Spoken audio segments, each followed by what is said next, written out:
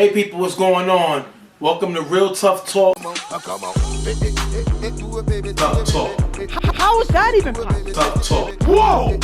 Stephen J. partner goes, Show some respect. You did not answer the question. he's a bad man. Bad man. He's a bad. He finally said it. The slipper's gone. The dress has holes in it. The cart turned into a pumpkin again. So what else you gonna do? This team couldn't cover a twin mattress with a king size sheet. Lights out season. Lights out for you.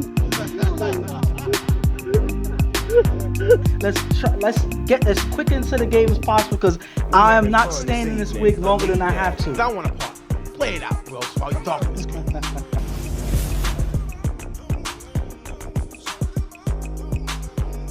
What is going on, people? What is going on?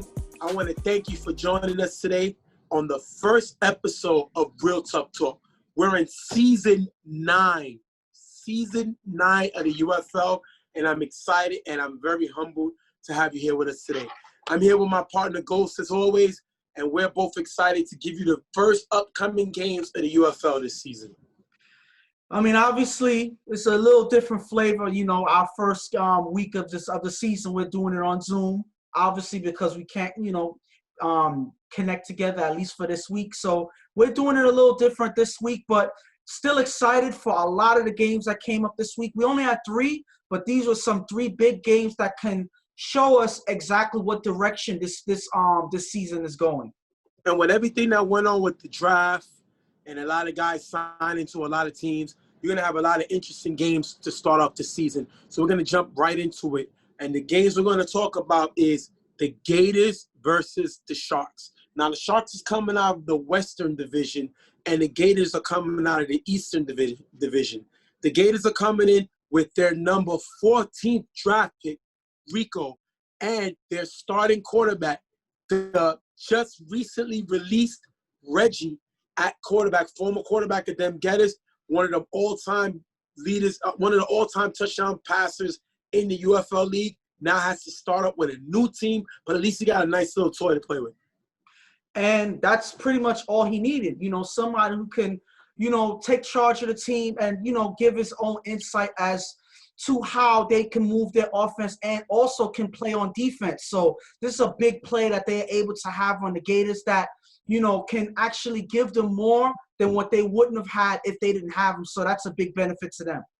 And shout out to Rico for recruiting. He got that guy, Oubre, who plays with Bama, definitely a top weapon. That's definitely helped this offense. And, and put this team together. He wanted Rico because he know what Rico could bring to the table. Rico had a little altercation with him, and they were talking about trading Rico. Yeah. And Ed did not want to do it, and it looks like they worked it out, and Rico's going to be playing with him. They got a lot of other weapons. Prodigy, another guy that I always think that's on the come up. Maybe this is his year. This is a very, very formidable team. And they're playing against the Sharks. The Sharks is a new team, as similar to the Gators, but they're a little different. They got a lot of veterans on this team. They got their draft pick, which is Mo, definitely of the U. They got Dre, a former UFL MVP coming in, but they go a little different with their starting quarterback. They going with Akon in the UFL as their starting quarterback. Tell me what you think about that. I mean, I think that's a huge deal for the Sharks because that was the only thing that was questionable about their team. They have a lot of star power on this team, a lot of talent on this team, but if you don't have a quarterback to put it together, that would have been an issue. And that's something that they were questioning, what we're going to do. But they finally decided to pick up Akon, who's just coming from a championship with Rep City, having that experience and is able to bring it to the Sharks team. A guy who has won 3 championships with 2 different teams. So That's saying something for a quarterback that you pick up and is able to bring that winning mentality to this team. So that's a good thing for them. All right. So with that being said, we're going to jump into this game really quick. The Gators, the Sharks will not have Mo here. Twan, another offseason pickup that they made, he's injured. Ja, another offseason pickup, he's injured. So those 2 guys ain't playing. Mo, their draft pick, is not going to be playing. And Dre, one of their main guys on defense, he's going to be here, but he's not going to play. So A lot of pieces missing for the Sharks team, and maybe the Gators can catch them with their pants down. We're going to have to see. We're going to jump right into the game as the Gators get the ball at the 45-yard line. After a few short plays, Reggie finds Brandon opening the back of the end zone for the touchdown. If you look here, Nas is watching left, and Brandon is right behind him. 6-0. Gators started off early. And the Gators, with the offense that they have, that's one thing that they're able to start right early. It seems like Reggie, right off the bat, is able to get connected to these guys. And if he's able to get in rhythm, he's known as one of the best scorers in the UFL history. So when you get him hot, it's trouble for whatever defense he's facing. Akon's going to get the ball back for the Sharks, and with 2 passes in the gap for a decent gain in the first down. Then Akon on 4 rush is going to find Nas cutting in the back of the end zone for the touchdown. If you look here, Brandon goes with Meek, and Nas is left wide open, 6-6 tie. I love this 1-2 combination. We've seen these guys do it in the QFL with Prime.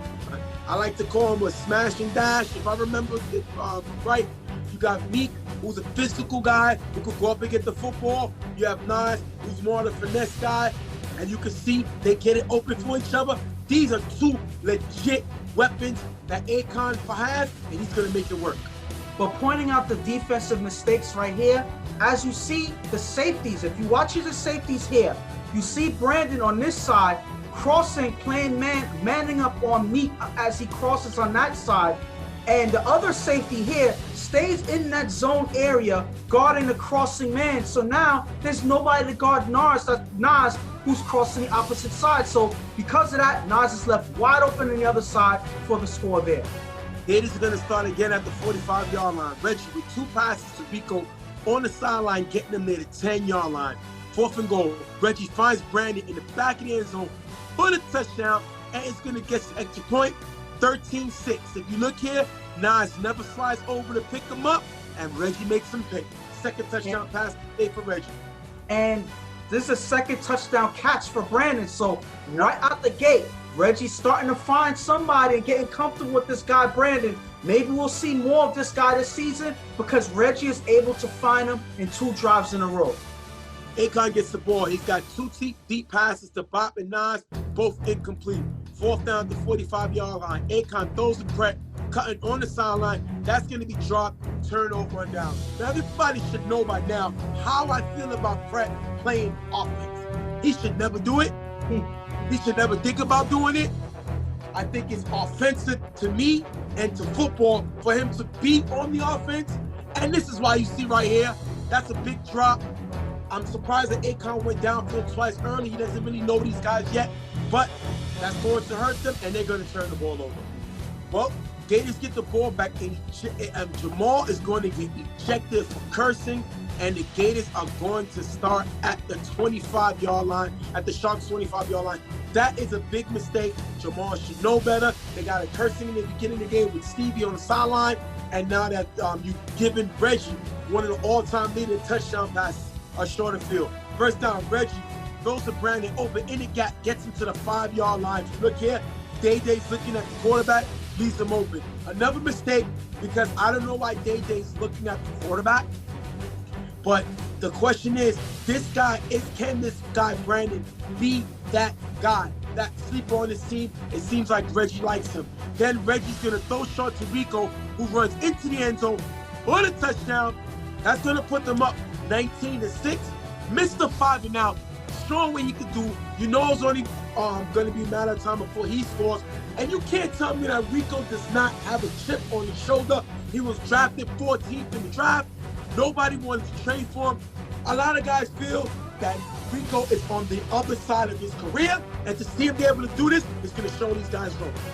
But the thing about that is that play was set up by the play before it. That big play where they was able to get towards the end zone, I think that hurt them a lot more. And that play with the thing about Day-Day on this play here, he's not necessarily a defender. So Reggie notices that and he attacks him right away. That's how they got into the 5. And once we say that Rico's able to get into the 5, he's nearly unstoppable once he gets there, and Reggie's able to find him for the score there. We're going to show the extra point, and we only show that when something happens. Reggie going to make the throw. It's going to be picked off by Meek, ran all the way back to the end zone for the 2-pointer, 19-8. And reason I wanted to show you this is who you usually see doing this, picking off the ball and taking it the other way? Twan. Yeah. So now, defense, you will have a Twan, you have a Meek, you have a Mo, and you will have a Drake. Yes. That's going to be dangerous. 3, and they're not even at Ja yet, but 3, right? Basically 4 out of the main starters of those 5 starters are not here. You didn't have no Mo, you didn't have no Drake, you didn't have no Twan, you didn't have no Ja. That is dangerous when you see Meek doing this. This defense is going to be dangerous. They may not be showing it right now, but they're going to be dangerous. Now, Akon's going to get the ball back. Second down, Akon on 4 rush, runs for a nice game, pick up the first down. This is what Akon do. He can run the ball. Reminds me of a Cam Newton with the run and the scramble because of his size, but his ability to get in and out of his cuts. Great play there. Akon on 4 rush scrambles, runs into the rack, and throws deep to Meek open in the back of the end zone for the touchdown. 19-14. Sharks keep him back in the game. First of all, let's just talk about this play. You see Akon seeing the pressure, he rolls out, and I don't know who that ref is. What's that guy ref's name? He's getting in the way of the play, but that does not slow Akon down. He's able to readjust himself and still find Meek wide open in the back of the end zone. But looking in the beginning of the play here, if you look at Meek, I believe that safety back there that's watching him is Prodigy. Prodigy gives him way too much space back there, and that's not one thing you can do with one of their best receivers. That's exactly what they do on that play, and that gives Akon an easy option to back the end zone, and Meek makes the catch for the score. And you know, that has to be a potential "are you serious" play. Now, unfortunately, we can't say "come on, man," because that's already taken. So I like to say, "Are you serious?" That is a great play by Akon. Unbelievable. That has to be potential. Are you serious? Great play by Akon there. 19-14. On the throw, Rico's going to run through the middle, pitches it to Chris with Rico blocking, and runs into the end zone for the touchdown. It gets the extra point. 26-14. This Gators team is dangerous. But the question was, did they make the tag? And obviously, we always say, if you have to slow down a play, then that means that it can go either way.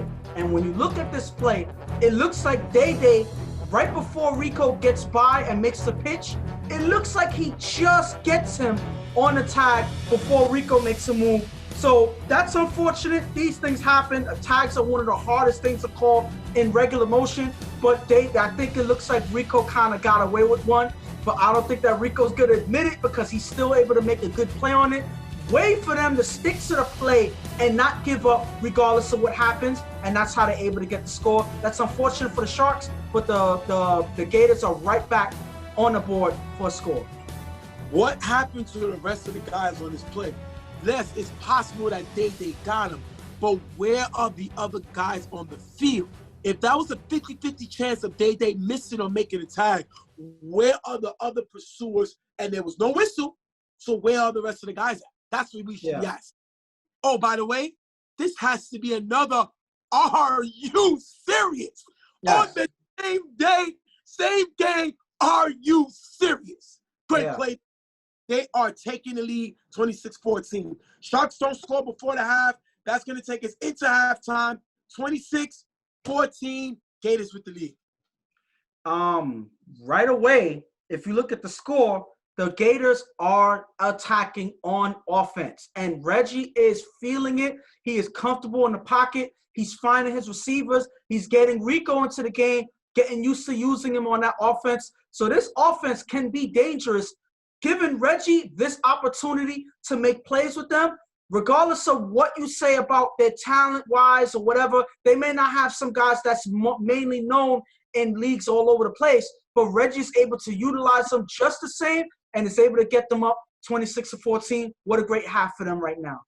If I'm on the other side, if I'm the Sharks, I'm frustrated. Because I don't care who's lining up on the other side. It's 26-14. and they got a bunch of no-name guys killing us. Yeah, Rico scored, but at the end of the game, nobody knows Brandon for a can of paint. And if you look, this guy already has 2 touchdowns. So you got to ask yourself, what are we doing? Yeah. Now, we're not going to kill ourselves too much because we're missing at least over 50% of our defense. But the plus that we could take into this going into the half is the fact that Akon has scored 2 out of 4 possessions. We'll take that. His first time playing with this team, his first time throwing for this team, we'll take that because at the end of the day, we want to get him in rhythm. So we're going to jump into the second half with the Sharks getting the ball. After getting the first down, Akon on 4 rush runs on the sideline for a decent game. Second down, Akon is blitzed by Chris and runs it all the way to the 5-yard line. This is what Akon Newton can do. The guy can hurt you with his feet, and we're seeing him do it in this game. Third and goal, Akon finds Day in the front of the end zone for the touchdown. 26-20, they jump right back in the game. Great drive by Akon. That was a way for them to get right back into that tempo to catch up. Yes, they had a short first half, but it seems like they come out firing in the second. They're able to connect and score right away. We're going to have the Gators get the ball back. Day's going to blitz in and get the sack. Big sack by them. This is the thing. Reggie's not a runner. So at the end of the day, if you could put pressure, especially up the middle, you could get some sacks. One year he led the league in the most sacked quarterback in the league. So the guy's not a runner. Great play by Day to get the sack. Third down, Reggie throws deep to Oubre in the gap, getting him to the 5-yard line as Day gets beat. I don't understand why you think Day's a guy that can play back there, and having him with Oubre in the gap, that is a disrespect. So Oubre and Reggie makes the pay. And the thing about it is, Reggie is not a person that's going to not notice the mismatch on the field. No, nothing against Day, but Oubre's too fast for Day to guard. He is way too fast out there. What do you mean nothing against him? It ain't something against him. He shouldn't be on that guy. Don't lie to him. Be the truthful. Tell the truth. That's what we do here.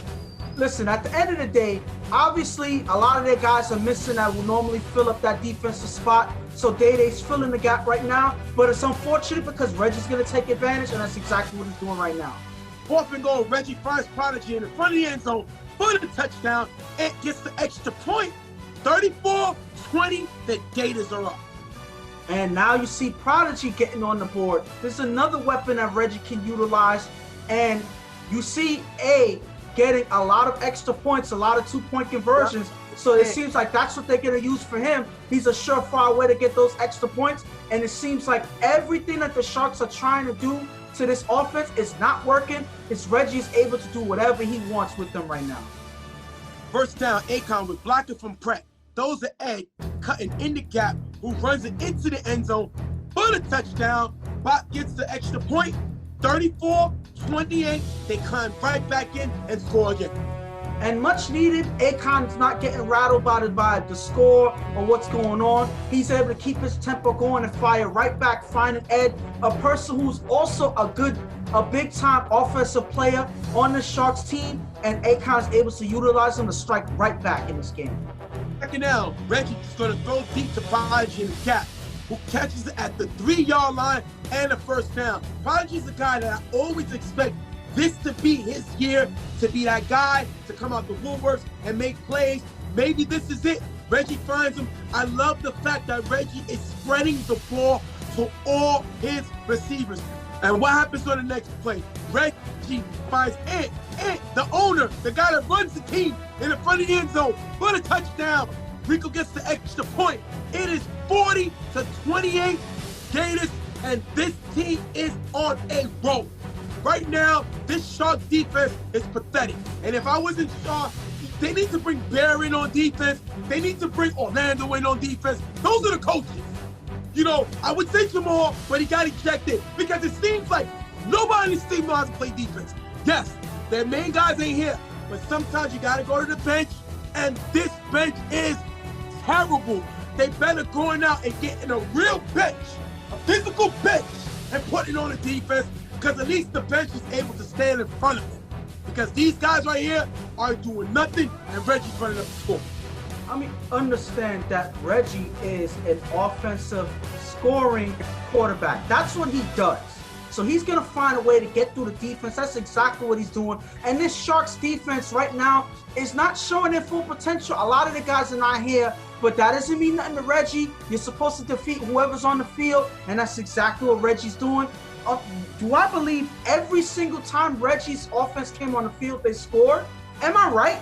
Yes, because that's exactly what's happening. These guys cannot stop Reggie, and that's exactly why the score is the way it is right now. Well, the Sharks are going to get the ball back. Akon's going to get blitzed and sacked by Chris. Big play by Chris to get the sack. After getting the first down, Akon will block it from Pratt.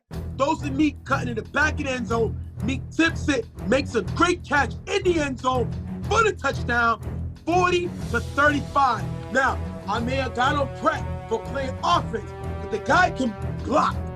Great block here, giving Akon time, and Akon gets the ball to Meek, and that guy is a weapon. Another score by Akon. And Akon, one thing you could say is Akon never loses focus. That's exactly what's happening here. He's not letting anything about the game rattle him, and that is a winning formula for whatever offense you have, and that is how they're able to stay in the game. Akon is able to find his guys, get into the end zone. He got sacked this drive. It did not slow him down, and he's still able to get them within striking distance in this game. What a great game for Akon right now. Time is going to run out, and the Gators are going to come away with the win over the Sharks, 40-34. And one thing I got to say is there's an unusual ending score for our league. You know, this doesn't really happen. 40-35. That is not a normal thing to happen. The last time we had scores that high, Reggie was on the field making those scores. So, and I'll give this the stat line. The last time two teams scored, these teams combined to score 73 points. yes. I'm sorry, the game ended, it was 40-34. 73 points was scored combined. So this was the second all-time highest scoring game in UFL history. You know what the first game was? YMM versus the Browns. YMM beat the Browns 43-34. A combined 77 points. The funny thing about it was that was Rico versus Reggie. And now these two guys are together, and together they're part of the second highest scoring game in UFL history. I love it. I love the stat line. That's my thing. Got to give this man props. But my thing is, regardless of that, shout out to Akon and this Sharks offense.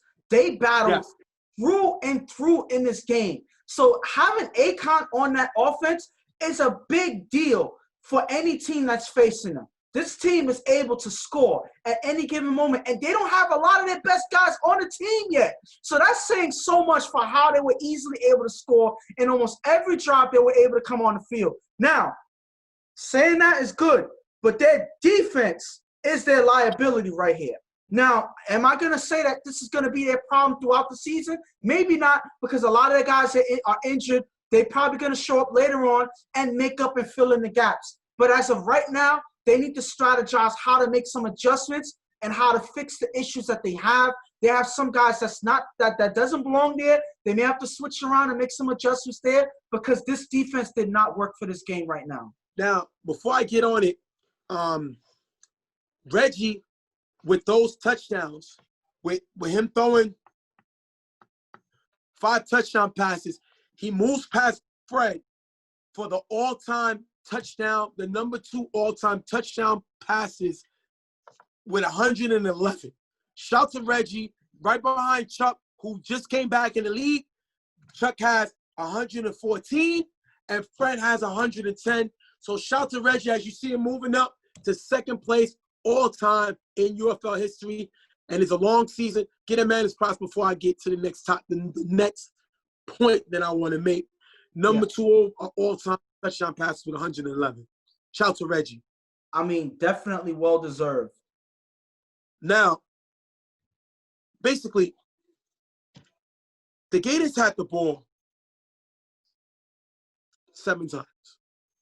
The last time we won't count that because the game was over. So they had the ball 6 times. They scored every time they got the football. Yep. Now, I mean, you're not going to see – we have 2 more games, and the score does not come up to this. So I don't want to hear any excuses. At the end of the day, scoring touchdowns is scoring touchdowns. And the Gators have a fun offense. Can they keep this going? Probably not, but they still have the potential. I like that guy, Brandon. You know Rico, what Rico brings. Rico's a former defensive player of the year, former captain of the year, and a former UFL MVP runner-up. And that was his first year in the league. So this guy has a lot. The question is, does he have a lot in the tank? He showed he has a lot today. He shows the ability to lead. And this is the old Rico out there having fun that I think the game missed. Reggie showed the ability to be able to score on every team. Now, the Achilles heel is their defense. Akon was not only able to go 2 of 4 in the first half, he went 3 of 3 in the second half. So he got more hot than he did in the beginning. That's a problem for this defense. You have to be able to make stops. You got 99 in this division. You have a team that just went out and got the offense MVP, the offensive player of the year offensive player of the year Ramsey that goes to the Monarchs. So this division got a lot of teams that can score. Gators have to be able to make stops if they're going to have people take them serious. I think Rico is going to have to go out there and recruit. He got that guy Oubre. I like that guy. He's definitely a playmaker. He has to recruit and get some more players. Rico said this team's going to be fine. On the other side, Gators just got to get healthy. I love what I saw with Akon today and the fact that people say, well, what happened to Stevie? Stevie plays some offense, but Stevie is throwing. Not only is Sirianni's going to be throwing, Stevie's throwing at BQFL. They don't want to kill his arm. They needed a quarterback for Saturdays, and they brought in Akon. Akon is a 3-time champion. Akon is just a reigning champion. Just help Rep City, a team with no wins, win a championship. So this man gets it done. He is looking to win his 4th championship in a row. This is a good signing. Yes, they lost this game. Yes, they gave up 34 points. But you think that once Twan, Ja, Dre, and Mo come back, they're going to give up that many points? Not at all. It was all about their offense today, and they showed what they could do offensively. This defense was terrible today, but I don't think it's going to be terrible for the season. So we're going to wrap this game up with the Gators coming away with a surprising win, 40-34. We'll be right back.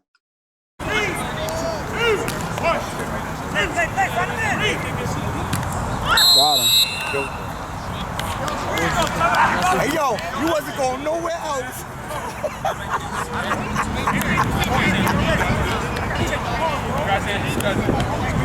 All right, people, thanks for joining us. We're back, Real Tough Talk. We're going to jump into the next game, which is UTF versus the Raiders. Now, this is interesting with these two teams.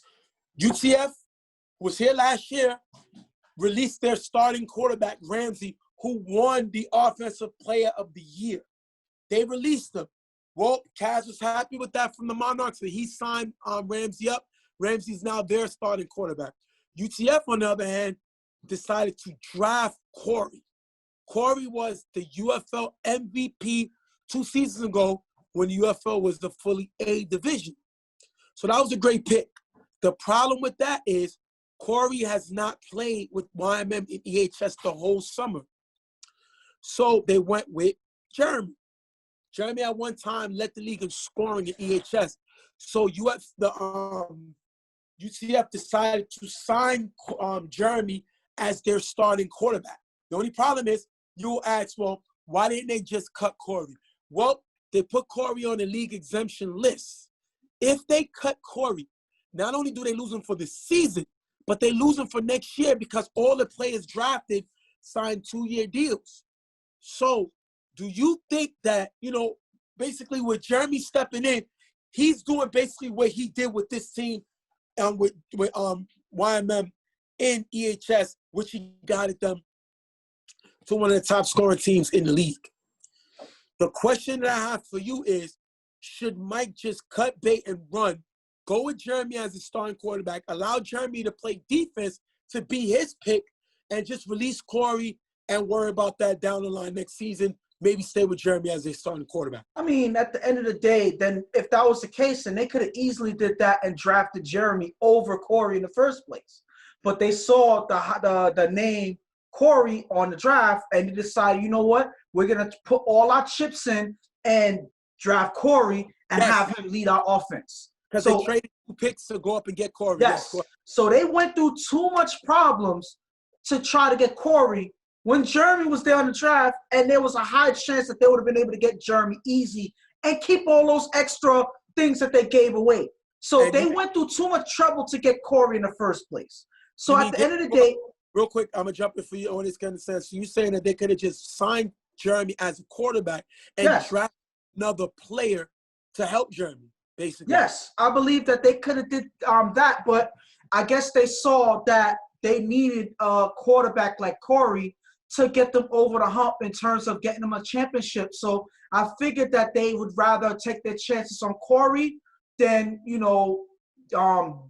get Jeremy and then risk getting another draft pick. They had all that they need with Corey. I can't necessarily kill them on this because the situation that they're going through is something that nobody can expect to happen. So they got to make adjustments. It is what it is. That's football. That's exactly what it is. So they picking up Jeremy as a quarterback, shout outs to him. That's love for him stepping up and filling in the gap for his quarterback. Because even if this season falls flat because of the situation, Corey's not able to play, at least they can able to resuscitate it with Jeremy's play and have Corey ready for next season. Correct. So I think that it's more of a benefit to just do it the way they're doing it. And I think it's a smart move overall because Jeremy is a hot quarterback as it is, playing in other leagues. So I think that that's enough to fill in the gap to get their offense where they need to be, knowing that they were able to have one of the best offenses in the league with Ramsey, and they're able to fill in that gap with Jeremy. So I think that that's a smart move overall. I think they could have just stood with Ramsey and went on and got Ramsey a playmaker. Yes, you have opportunity with Corey. I think they really wanted Chuck, but DG jumped in and snatched Chuck at number 2. So they got the next best one in their eyes, and they got Corey number 3. At the end of the day, regardless if you got Corey, regardless if you have Jeremy, regardless if you have Ramsey, you still suffer with the same issue that UTF has had, the lack of leadership. Who is the leader on this team? And you're going to see as you watch this game that they're going to be all over the place. I think Josh, a guy who has experience as leader, has to step up and take over completely. But the question is, will all the guys, not only from YMM, will all the guys from UTF respect him to be their leader? I mean, at the end of the day, it's going to be a question. This is a question that they were never able to answer. And I don't think that this is going to be a moment where they're going to be able to answer that question. They got as far as they did last season, not able to answer that question. And they were a few plays away from moving on in the playoffs. So at the end of the day, it is what it is. This is what they do. This is how Mike Santos built this team, getting all of these different pieces. Obviously, they don't always, come together under one leader, but they have to figure it out. They haven't before. They just got to figure out how to get through these games and put it together. That's a question only they can answer. And on the other side, you got the Raiders who return back this season, and they go with a different route. JJ's not the starting quarterback. It is Angel. Now, we've seen Angel do some work in the UFL, but the UFL is a different animal. They're not going to have their draft pick today, which was Santana, who brought Ice with him, another former UFL All-Star. They're not going to have those 2 guys today. They're going to miss them, but I spoke to Tanner over the weekend, and he guaranteed me that he will be playing with the Raiders this season. I mean, I wouldn't hit the panic button yet because these guys didn't show up for this game, because every team that played this week had guys that were supposed to be there that weren't there. So they're not they're not the only team that's going through that. So I think that they just need to make adjustments for the first week and just make it happen. They have enough talent on this team to make it happen, at least in this game. So I think that they just have to take it by game basis, worry about who they have here, and make sure that these guys perform to the caliber that they're able to in order to get that win. My question to you that just came to my mind when I saw that is, do you see Angel quarterbacking for this team throughout the season? Do you see that happening? Yes, I think that it's Angel or bust, because the fact that if Angels remove that quarterback, he can't play no other position because he's an A player. Yeah. So they didn't bring Angel here to put him in throw to go to JJ. So we will see Angel throw the whole season unless he gets ejected for cursing for some strange reason. But we will see Angel go for the whole season. So that's remains to be seen how well he can do in the UFL league. Now we know that JJ can be a great tight end. I think it's going to come down to the fact, is this team capable of making plays? Now, they got a former Rookie of the Year playing Will. You know I love this kid, Will. This kid is dangerous. This kid is a playmaker. So once Tanner, Ice both get back, and you got a guy like Will, you got a guy like Spud that can play some offense, you got Simon, you got a lot of good guys on this team, and this Raiders team can be very dangerous in the conference. I think it all going to come down to Angel play, and if he's able to put up points, and we're going to see. With that being said, we're going to jump right into the game with the Raiders getting the ball. Angel on 4 rushes is going to run for a short gain. The giver's going to get flagged for holding. UTF gets flagged for cursing, and it's going to be a repeated down.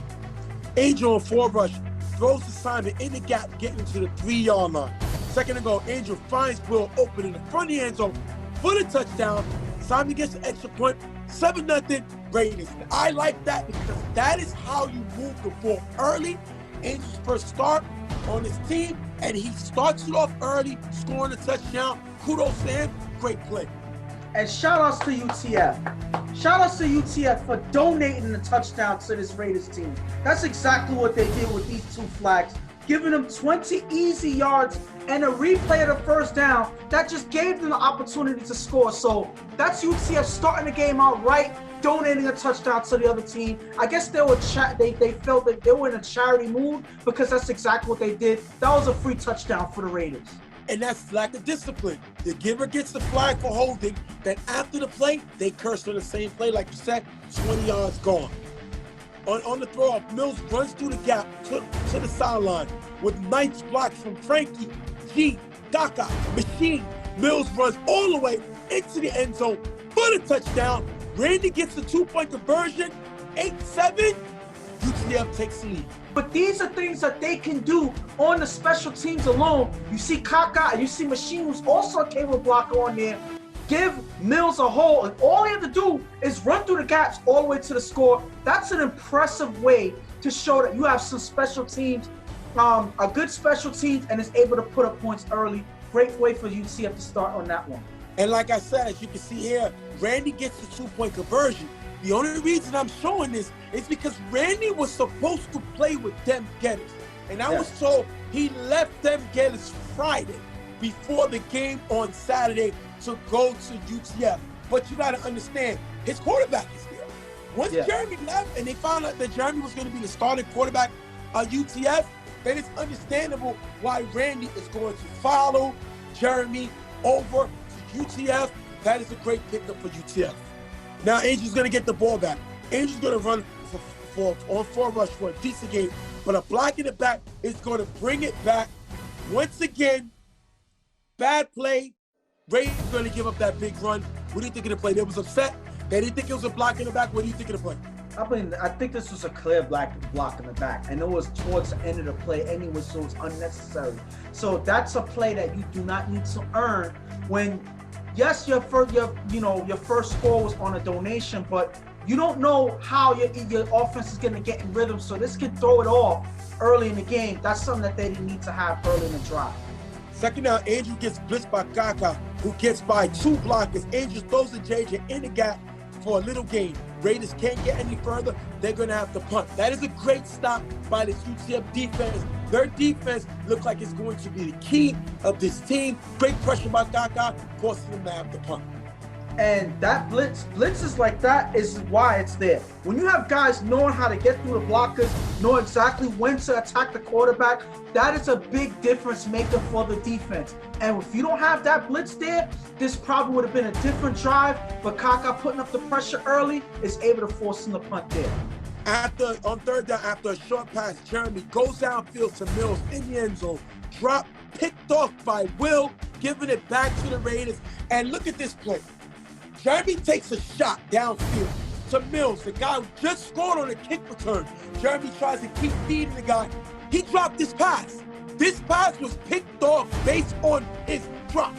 And that's been why Mills hasn't been leveled up, because he's inconsistent. He just made one great play to bar for another one, and they're going to get the interception by my guy, Mr. Will. And when you're struggling on a play like that to make a play, if you look at this throw was right to him. The fact that he goes up with one arm, he doesn't go up with both, that's not something that a receiver normally does, and Mills is better than this. I've seen Mills make some great plays out there, but this is not something that they need, especially with a quarterback that's trying to fill in and trying to get things moving. You give up a play and it leads to an interception, like pretty much another donation to the Raiders.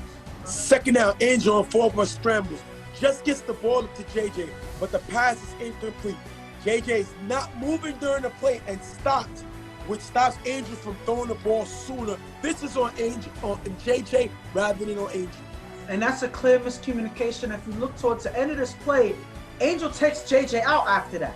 He takes him out. He's frustrated because if you look here at JJ's route, he stops, and I believe that's Los guarding him. Los is standing right there. So all JJ has to do is step in and give Angel a target to throw. Because he doesn't do that, he stays in place. It forces Angel to hold the ball and get pressured. He had contact on that play, so he just gets it off, and that's a wasted completion, a wasted play because JJ was not moving on that one. What I like it is here we see Machine bringing pressure. We seen Gaka earlier, a big acquisition that UTF got, and now we see Machine, a guy who made the All-Star last season. And you saw, like you said, Angel just gets the ball off to avoid the sack and possibly a safety. Angel on forward rush throws deep to Mike in the gap. It's going to be short, picked off by Randy. This is why UTF won it. Randy's ability to make plays all over the field. Great interception by him, getting UTF the ball back. But this was a frustration throw by Angel. It seems like their offense is not doing what he's asking them to do. They're not running the right routes. They're not listening to the play. And because of that, Angel is forced to do more than he needs to. His job is harder than it is because guys are not helping him out. And that is why they're struggling right now with him throwing an interception there. Next play, Moolah gets ejected for cursing. That's a big ejection. You lose your kick returner. You use the guy who's capable in offense. He's going to be out.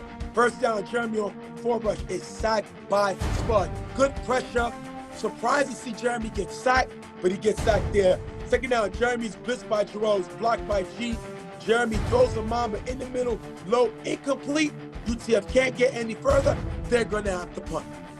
And right now, their offense is struggling. It looks like guys are not looking off the line. Jeremy is under pressure on a lot of those plays. That's exactly how he got the sack there. A miscommunication between him and G. So it looks like Jeremy's trying to get into rhythm, but he can't quite do it. And that is why he's struggling right now offense, and they're not able to move the ball the way they need to. Second down, Angel, a nice blocking by JJ. Throws deep to Jihad. Big play on the sideline, caught for a big gain and a first down.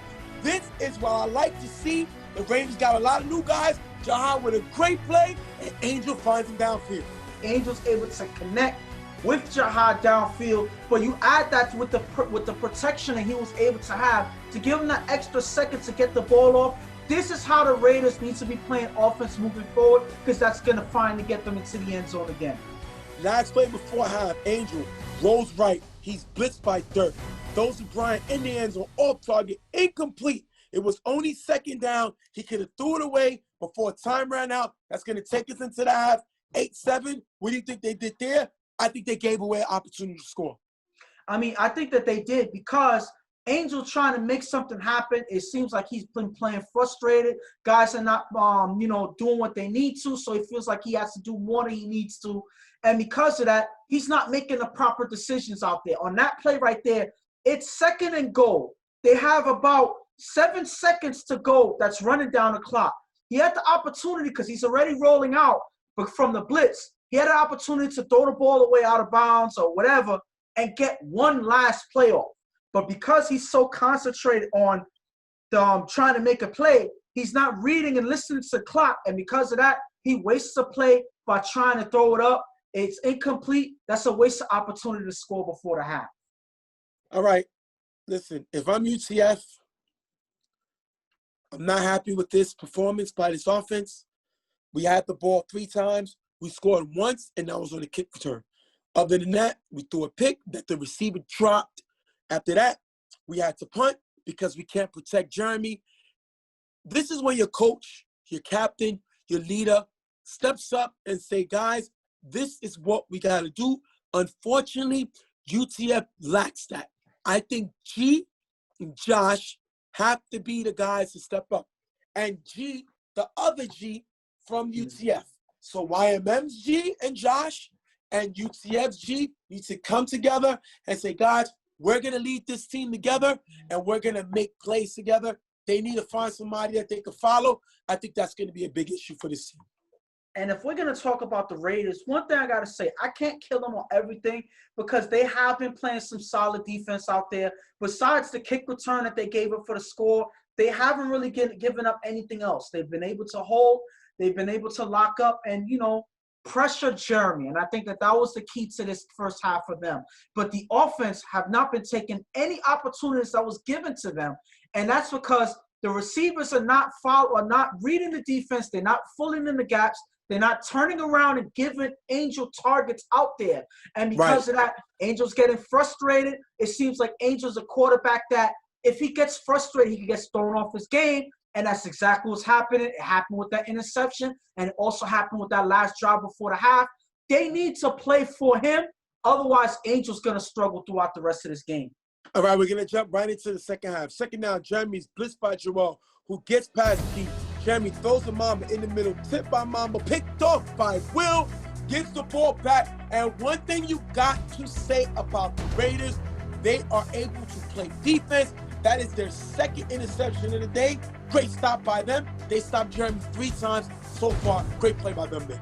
First of all, I got to say, this ball is attracted to Will. For some reason, he's always at the right place at the right time to get these interceptions. And that's all from drops. We had one from Mills. This time we have one from Mamba. These are throws that Jeremy is putting in their hands. But it seems like their hands ain't working today, and because in this game, and because of that, they end up giving up another drive by throwing an interception off a tip pass. All on G. G is a former blocker of the year, and he lets Joel, a guy that he probably at least has 100 pounds on, get by him to bring pressure. He has to block better, and he does it here.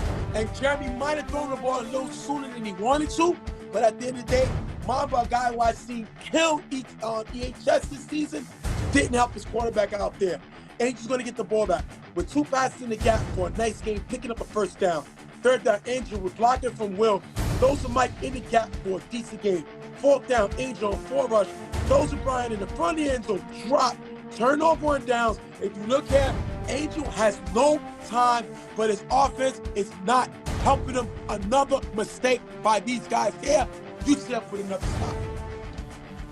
And you see the frustration on Angel. Nothing is working, and it's not because they can't get through this defense.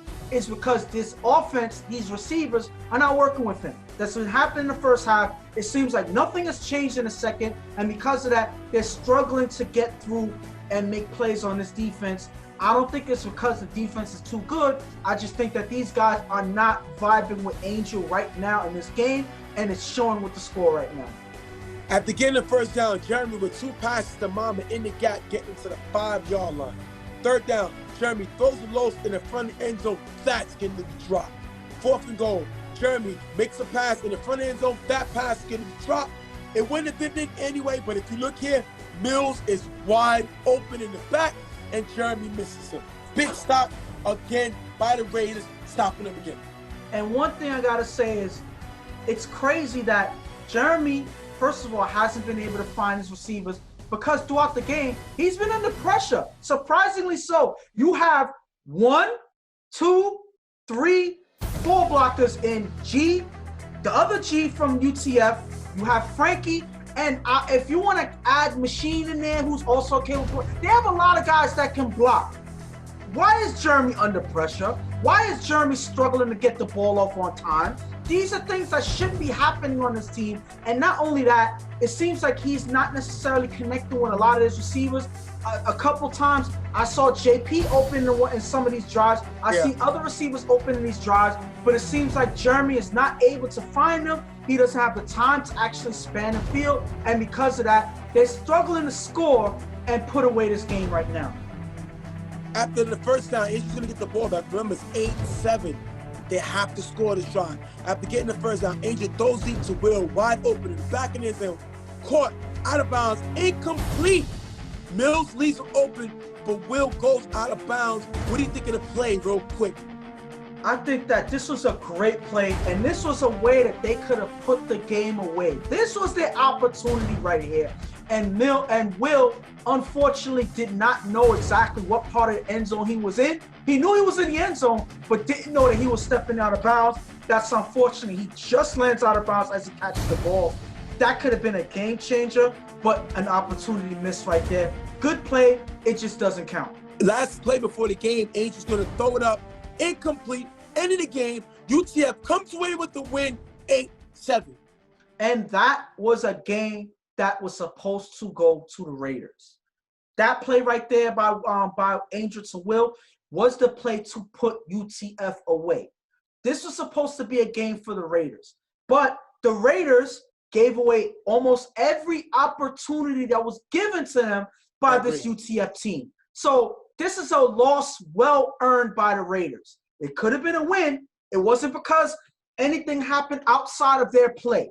They lost this game.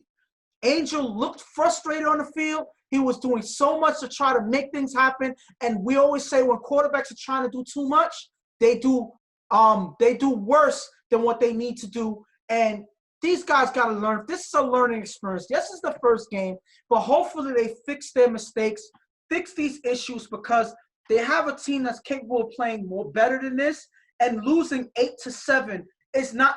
And the funny thing is, they gave up a kick return.